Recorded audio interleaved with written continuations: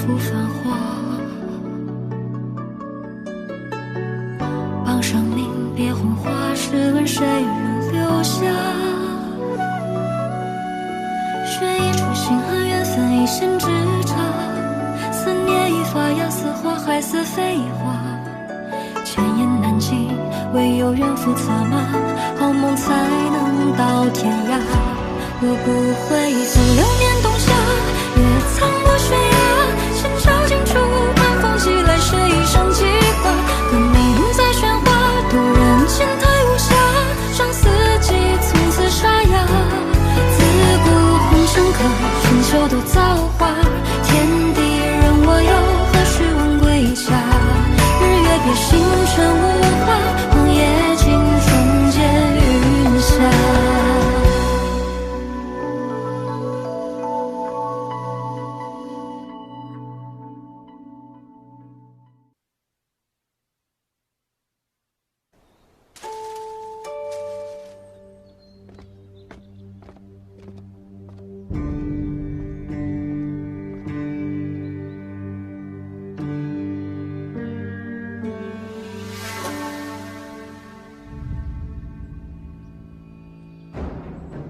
可看得出他死去多久？死者断气不会超过1炷香。大人，在窗台发现一处脚印，还有一支袖剑，疑似凶器。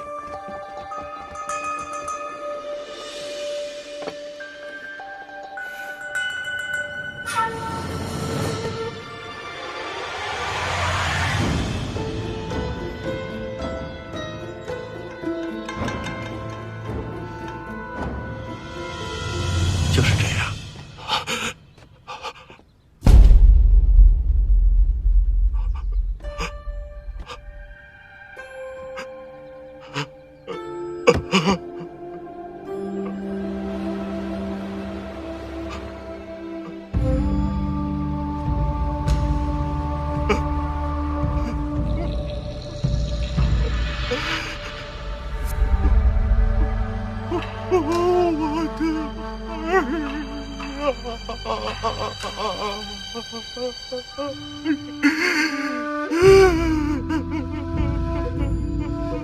是谁这么心狠手辣，要置女于死地呀？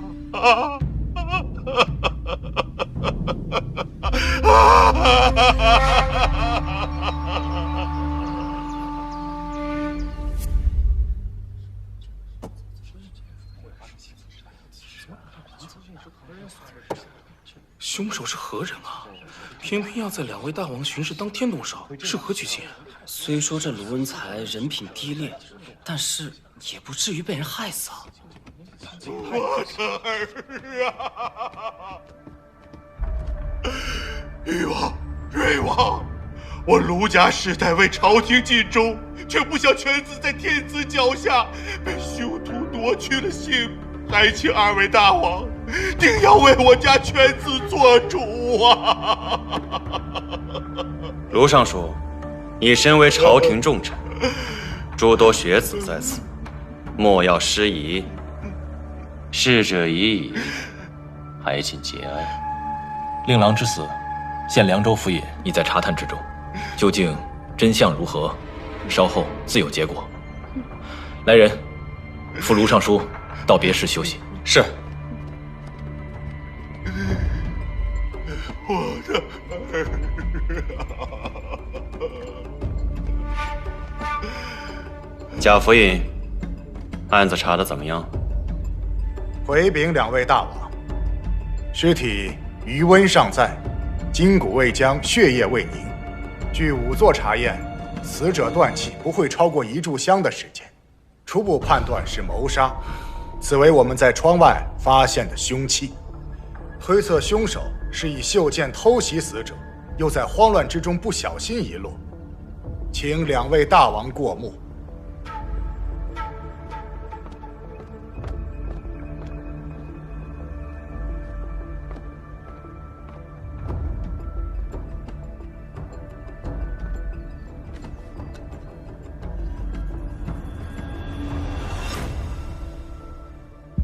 今日2位大王驾临，全院上下早已封闭，不得出入。卢文才若是在一炷香内遇害，那凶手恐怕是书院中人了。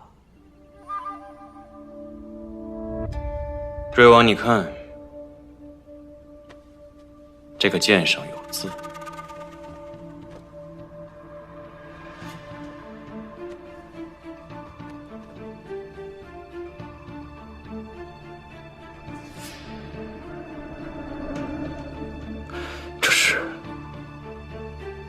是一个谢字。谢字。徐山长，这书院当中是不是有什么姓谢的人呢？书院当中只有一位姓谢的，便是永庆侯之子谢希。这谢希，谢希，此人身在何处？回玉王，谢希因昨日与卢文才斗殴，已被禁足别馆，眼下不在这里呀。传谢希。永庆侯府一向以你马首是瞻，瑞王如何处置？此案尚未查清，玉王此言为时尚早。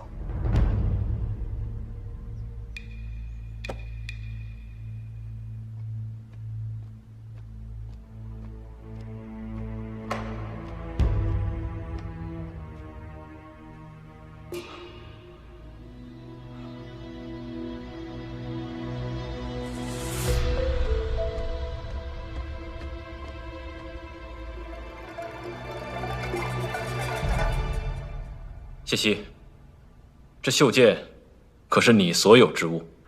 回瑞王，此物正是小生之物。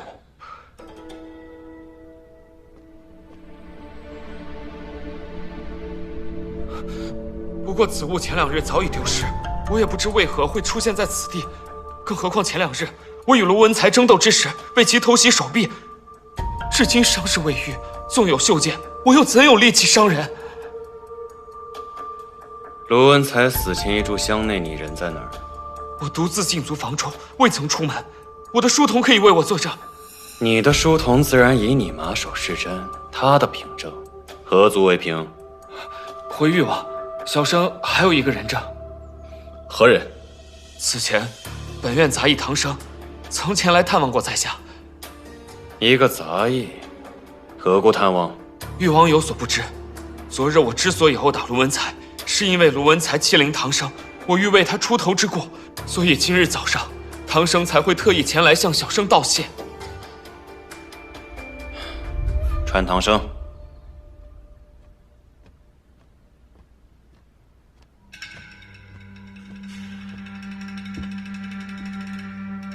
小人唐生。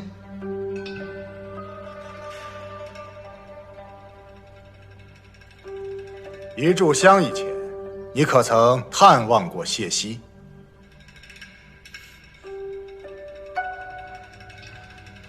小人昨日的确曾受谢希的回护之恩，但是今日小人未曾去看望过他。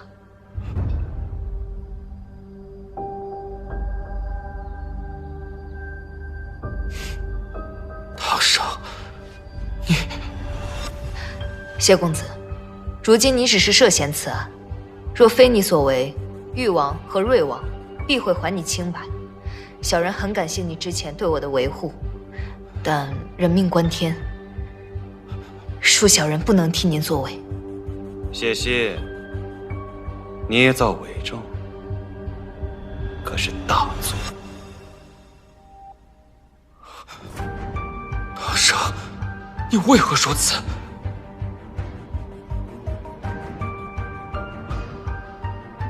我明白了，是你杀了卢文才，对不对？你怕他对你再行骚扰，就借我昨日与他相斗一事嫁祸于我，是你杀了他，对不对？谢希，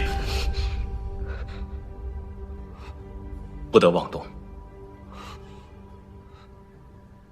此人所言是真是假，到时一审便会清楚。你又何苦在两位大王面前这样大呼小叫呢？两位大王，并非小生无礼，只是这唐僧他居心不良。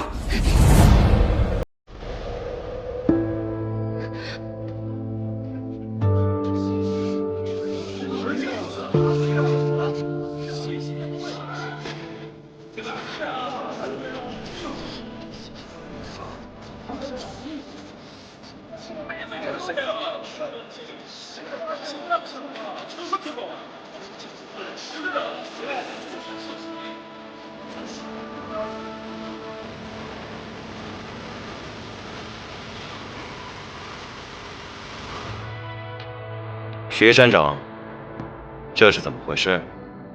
这个唐僧不是你院子里的仆役吗？他为何会女扮男装，隐匿面目？他究竟是何人？这下官实在是不知啊。1年多前，谢希将此人带来，安置于书院。此人倒也本分，至今没出现过任何差池。谢希，这到底是怎么回事啊？大王，这唐僧乃是罪臣苏长华的独女苏唐离。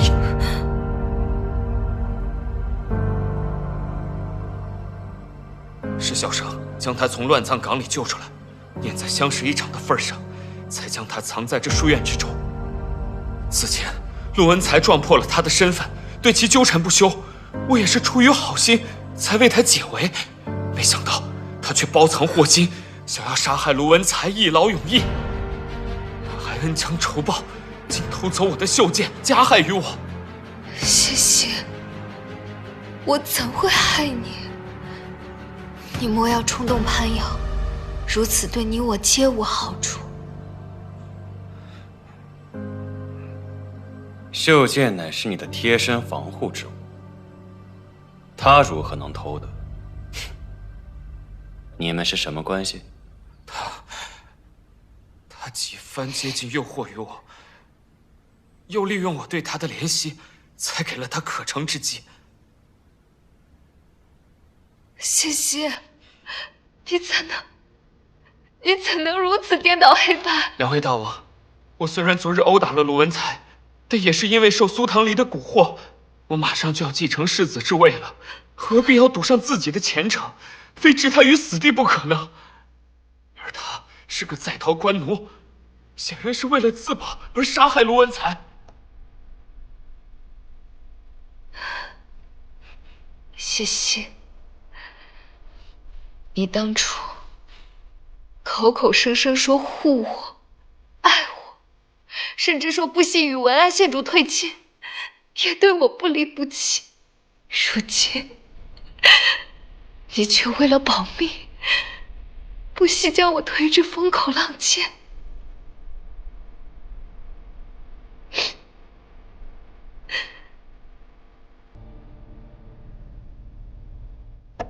卢文才知晓我的身份是不假，他当初试图轻薄于我，甚至出言不逊侮辱于你，让你对他恨之入骨。你还曾扬言绝不会放过他，怎么你对他就没有杀人动机？何况我一介弱女，手无缚鸡之力，又如何杀得了卢文才？正是因为你柔弱，他才没有防备之心。若你趁他亲近你之时动手，他又怎能逃脱得了？当初你为了救我，甚至用你父亲永庆侯的名义为我伪造身份文书，我还当你对我是一片真心。如今看来，只是瞎了眼。伪造文书，够了！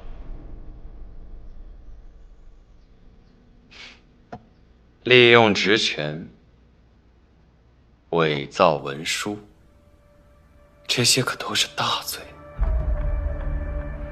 本王也很替你为难呢。现在不仅谢希，永庆侯也卷了进来。瑞王可有提前准备为整个永庆侯府开脱呢？王子犯法，与庶民同罪。誉王放心，此案我定会秉公办理。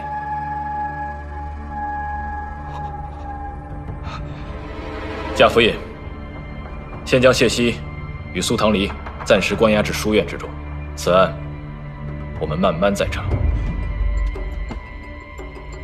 是。来人！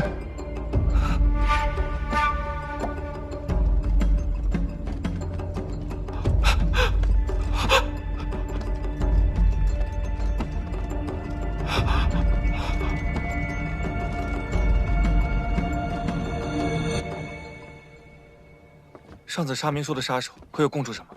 他说一切听命于大哥，什么都不知道，估计只是个喽啰而已。另一名杀手还没有找到，绝对不能掉以轻心。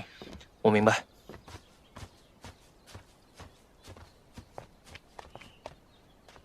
这位陆公子奉瑞王之命，问苏唐离几句话。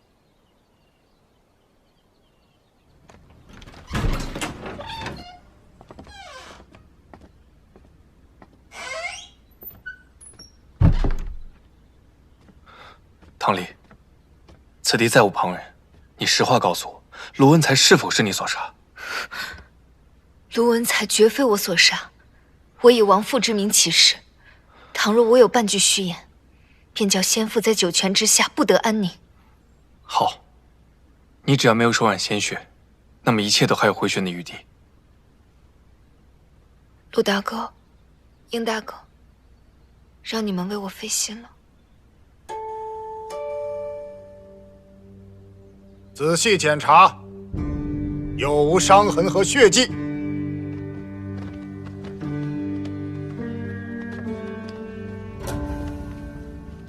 手抬起来。来起来看一下。那些血子均没有查到伤痕与血迹，因为我们几人始终伴在两位大王左右。我也向表兄请示，让我们协助凉州府尹一同查案。誉王与尚书令也应允了此事。有你们相助，定能很快查明真相，还陆兄恩师之女一个公道。但杀人凶器袖剑乃是谢希之物，而苏唐离的身份又极为特殊，且杀人动机更为成熟。他们二人的确有杀人嫌疑，但真正的凶手的确一时间很难有定论。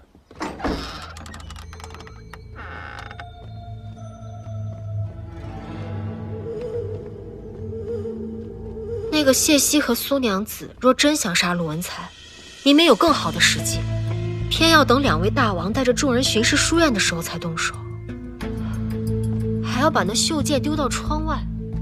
谢希和唐离再怎么莽撞，也不犯如此低级的错误。除非那枚袖剑是故意被凶手丢在案发现场，以此来嫁祸谢苏两人。如此一来，这些疑点才说得通。我也这么想的，警长。看来经过殷家流言和刘元英事件之后，我们更加有默契了呀。是明叔你心思剔透，才对我多有启发。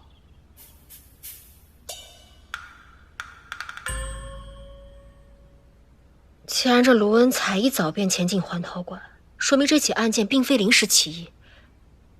那么，说明凶手挑还陶馆下手必有深意。你看，你这不跟明叔也很有默契吗？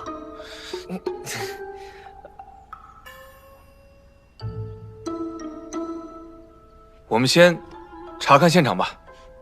你又说错什么了呀？对了，那个林大娘有急事找你。啊，差点忘了，我一会儿来找你们会合啊。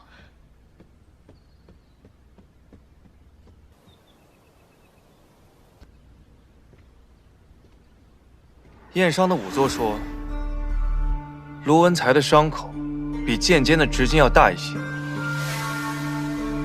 说明凶手不止扎了一剑。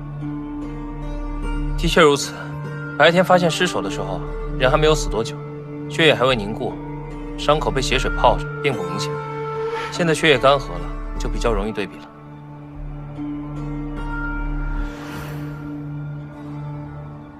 陆兄英雄还懂这些？宋公子有所不知，我父亲是江林府捕头，我俩跟着他从小就开始跑凶案现场，见过无数尸体。陆兄的验尸经验，就算是去考仵作，都绰绰有余了。陆兄果然厉害，因循说话一向夸大，宋兄听听便罢了。对了，那袖剑不是单发吗？即便不是单发，多次扎入同一个伤口，可能性也微乎其微啊。宋公子，你的意思是说，这卢文才并非死于从窗外射进来的袖剑？袖剑本就是贴身暗器，近战时偷袭使用。一般射程只有10来步，越到射程末，剑力越微。况且卢文才的伤口是在右脖梗处，说明凶手并不是从窗外射杀的他。如此说来，卢文才不是被人射杀，而是有人潜入室后，从背后偷袭，以手握剑扎颈而死。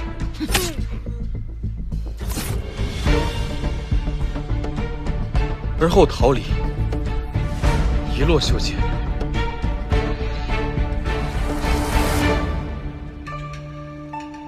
这也解释了现场为何会这么乱。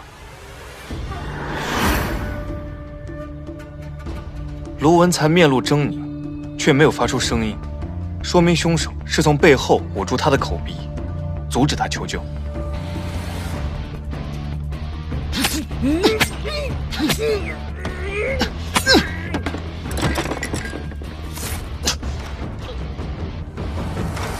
要是这么杀死卢文才，苏唐离自是难以办到。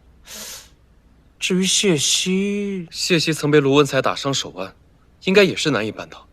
这2人都无法杀死卢文才，那便证明我们之前所想，凶手另有其人。那此人在杀人之后，又如何逃离这里呢？这就要回答陆兄之前所问的：凶手为何要选择环涛馆进行行凶？宋兄，环涛馆与千说楼之间是否还有一条小道？哦，对，我去看看。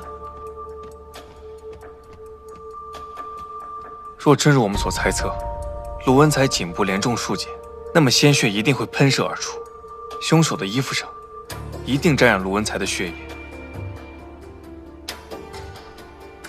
那血衣呢？陆长，陆长，看，我找到什么？你看，卢文才的尸稿。有了这张尸稿，一切就更说得通了。卢文才极有可能知道2位大王会进入环涛馆，便带着这首做好的诗，悄悄潜入这里，想向2位大王献诗以博关注。但是没有想到，凶手早已经在这里等他了。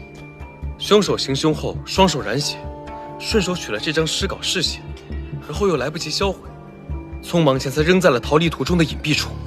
眼下最重要的是找到那件沾了卢文才血液的血衣。哎呀，可是我们找遍了附近都没有找到那件血衣。你说这么仓促的情况下，那凶手还有时间换衣服不成？如果他没换呢？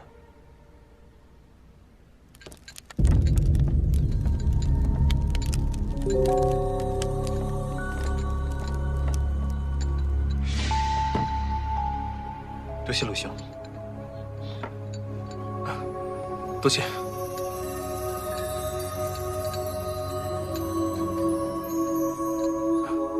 多谢。热乎的。多谢。客气。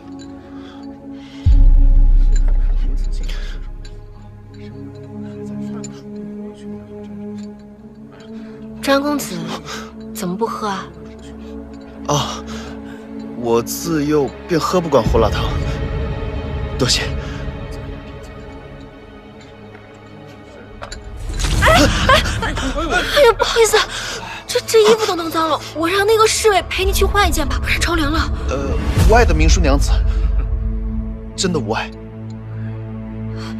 实在是对不住啊。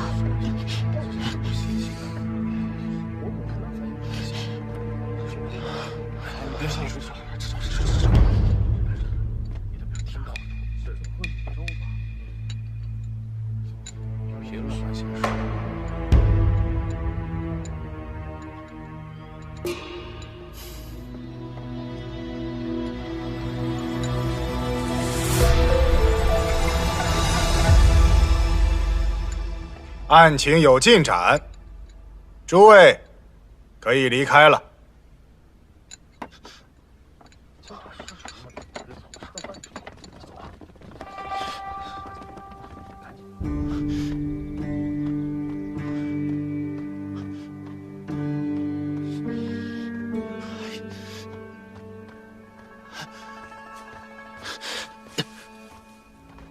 张公子，你在寻什么？需要帮忙吗？没什么。张松，你要去哪儿？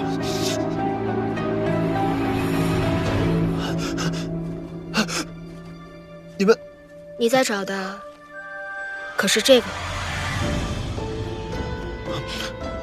我不知道你们在说什么，我就抄个近路回房而已，麻烦星哥方便。是吗？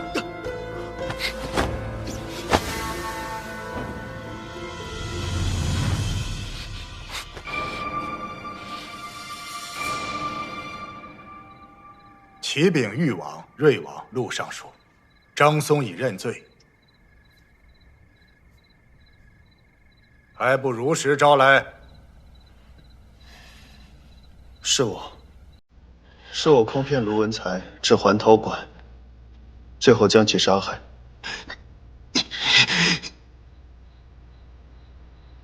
那袖剑又是从何而来？自然是捡的。我见袖剑上有个谢字，便知道它是谢希的。将袖剑扔在窗口，可是为了栽赃谢希？是。谢希被禁足，有机会作案。况且他和卢文才有过争执，是最容易被怀疑的人。之后呢？之后。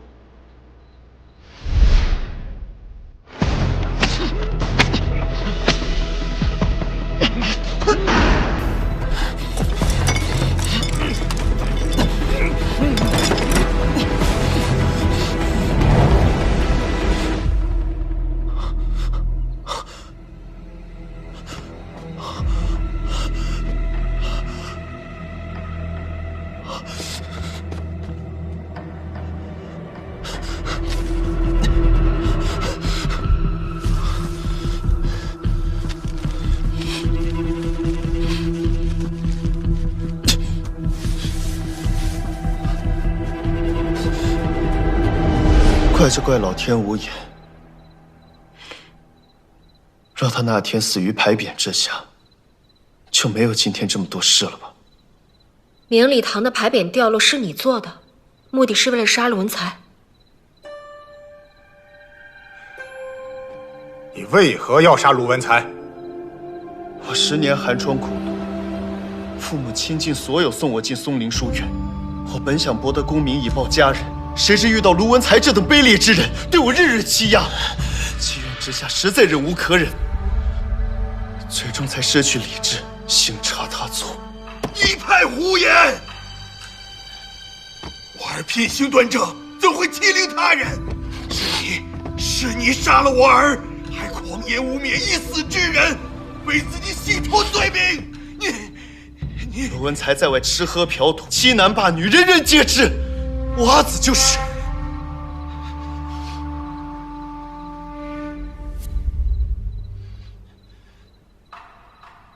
若不是有你这个当爹的尚书为他遮掩罪行，他恐怕早就被捕发配到边疆去了吧？卢尚书，你何故在此欲盖弥彰？你能养出这么一个狗彘鼠虫之辈，你卢泽刚不也是一个苍然老贼罢了？活该你无子送终！我要将你碎尸万段！够了！即便你备受欺辱，也绝不是杀人嫁祸的理由。明日一早，将犯人押往凉州府。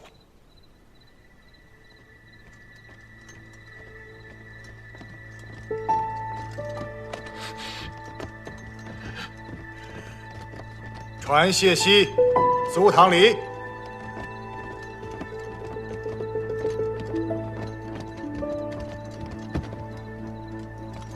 小生知错，还请2位大王恕罪。谢希，你身为永庆侯府嫡长子，本要承袭爵位，报效国家，如今竟敢伪造文书，包庇罪奴，还与之暗通款曲，汝之所为，毁封败锁，有违法纪，为世人所不齿。本王必将上奏官家，依律论罪。瑞王，苏唐离该如何处置？是否押回教坊司？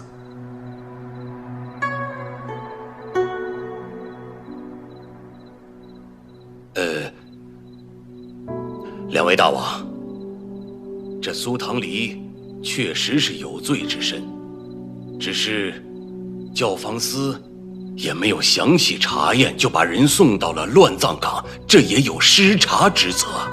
更何况教坊司早已上报苏唐离病死，身死除名之人，如今活着回去，倒让教坊司难做了。所以以老臣拙见，不如先将这苏唐离留在这松陵书院，交由徐山长暂时看管。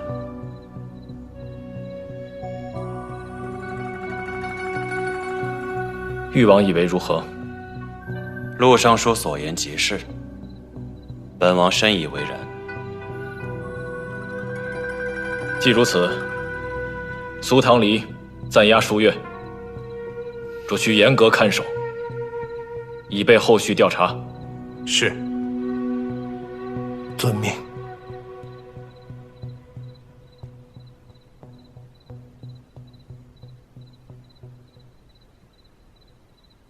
好了，既然此事已了，本王就先回府了。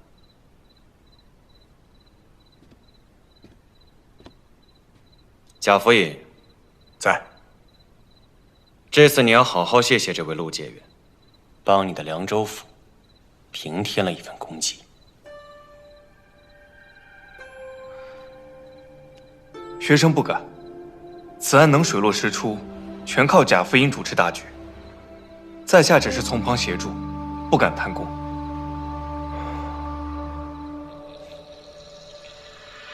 陆城，不错。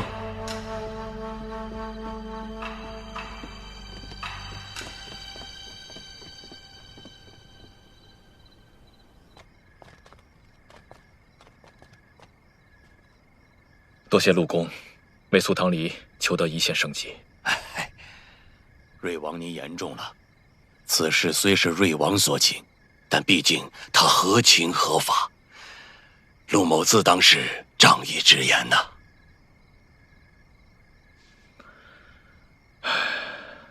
近日，本王翻阅了大理寺卷宗，发现苏昌华贪墨案疑点重重。这苏唐离不仅是他的唯一血脉，也是此案关键的人证，须得护其周全。啊，哈哈，乏了，回安。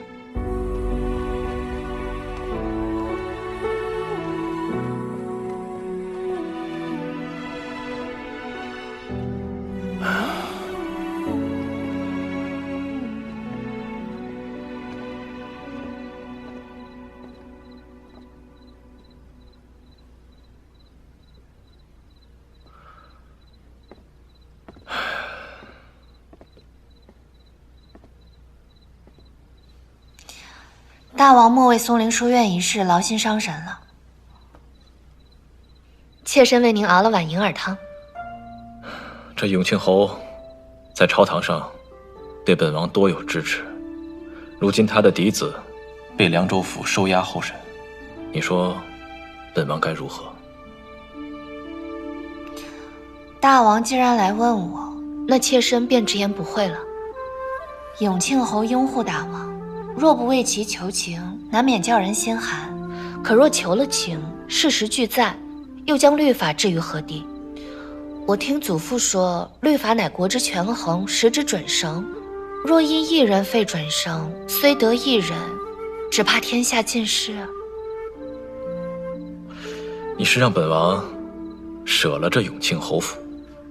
永庆侯府此次必因谢希之事受累，甚至连累永庆侯之位，非舍弃侯府之意。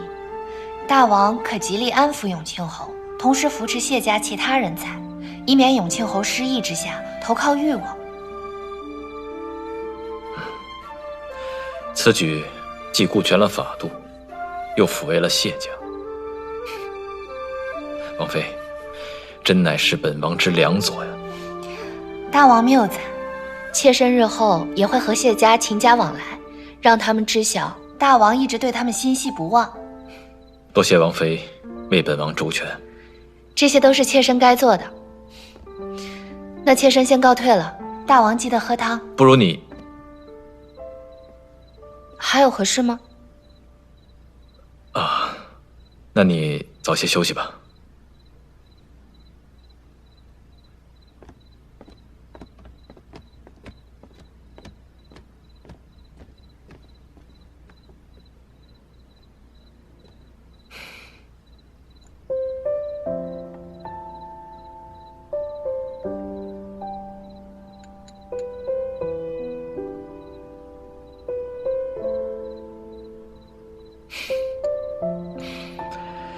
看来王妃还是关心我的。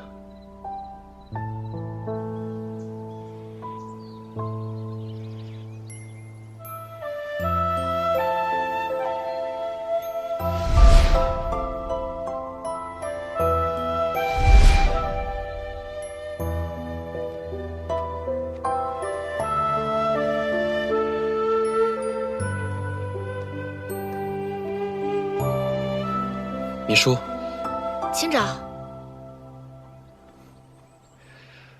此案已破，你却愁眉不展，可是有什么心事吗？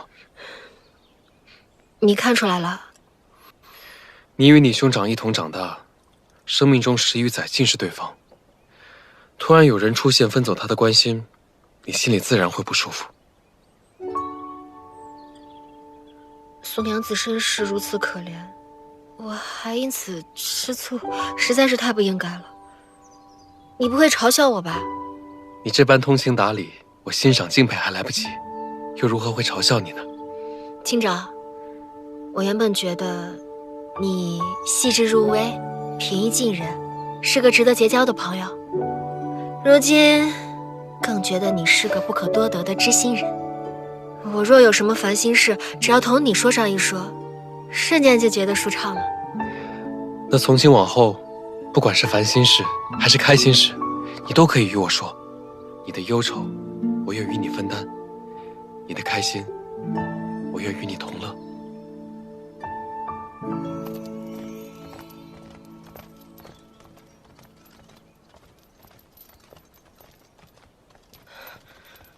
官差大哥，我有事要问张松，可否行个方便？快点！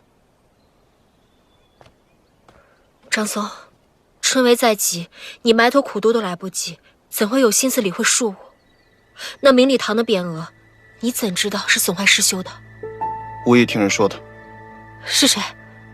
忘了。你既备受罗文才的欺辱，你为何不直接告诉山长，再不济离开书院就行了？为何要冒险行此极端之事呢？哎，还走不走了？吃牢饭还着急了？走。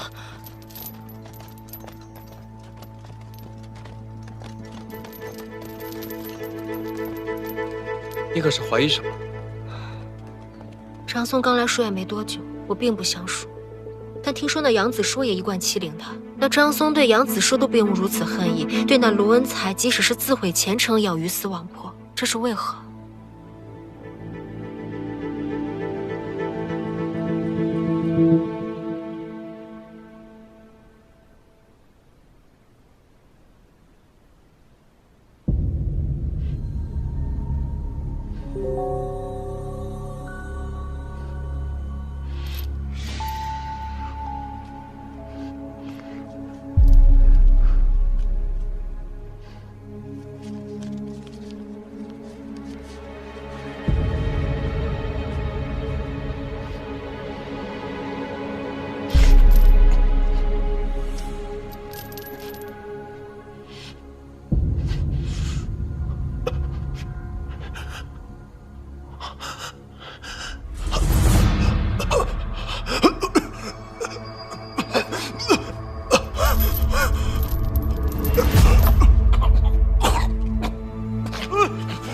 哥，玉尊大哥，不好了，快过来看看！不好了，华人服毒自尽了！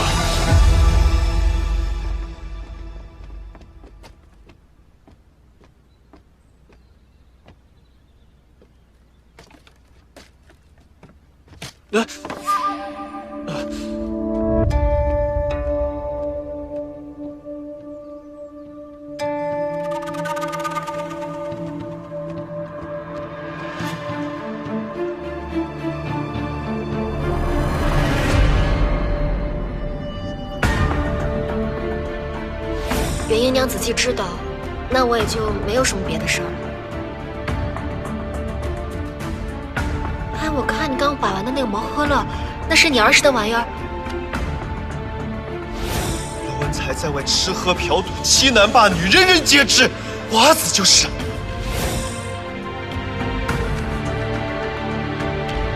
云舒，张松在狱中服毒自尽了。张松或是元婴娘子一直在寻的弟弟，我现在去找他，你去找罗文才身边的小厮，我有问题要确认。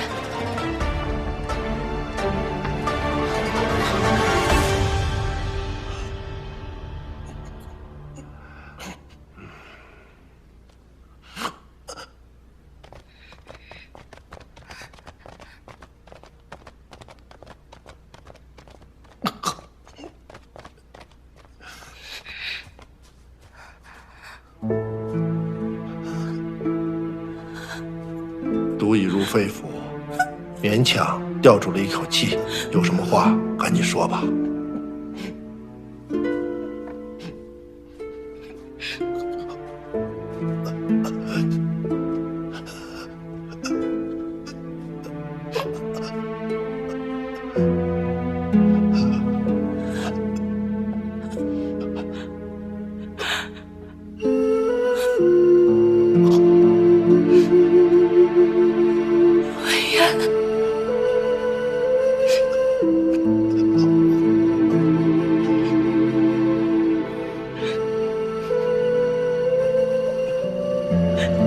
文渊，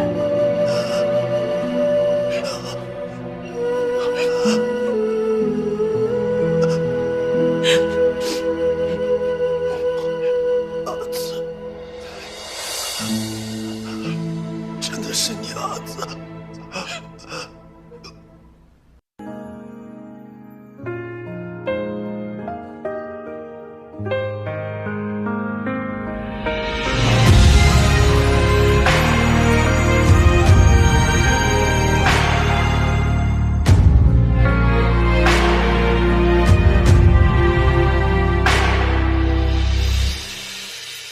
满天地有情，尘缘不休。随时光荏苒，别错过白头。一次心如初，后人间花开落。贪嗔痴缘憎，都随风。愿世事重楼，情真留守。一骑于人间，繁华与错落。灯熄渐老，凭原地因果休。顾盼终回首，一重头。若风景到尽头，可归与否？一种情度流年，皆心中迷惑。数尽漫漫长夜，数不尽对你思念的轮廓。